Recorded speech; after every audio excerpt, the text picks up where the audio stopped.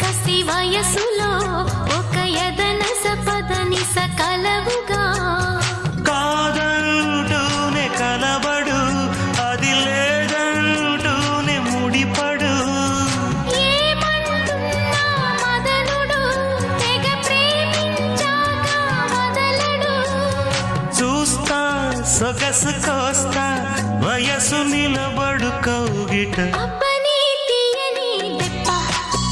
ఎంత కమ్మగా ఉంది రోయప్ప అమ్మ నేనున్న నీ బుగ్గ ఎంత లేతగా